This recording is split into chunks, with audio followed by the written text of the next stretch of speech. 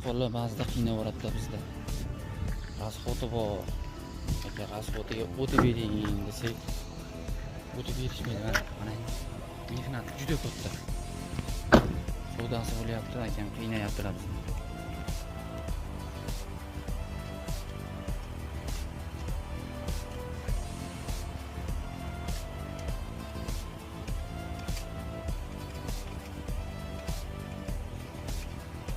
Oldim.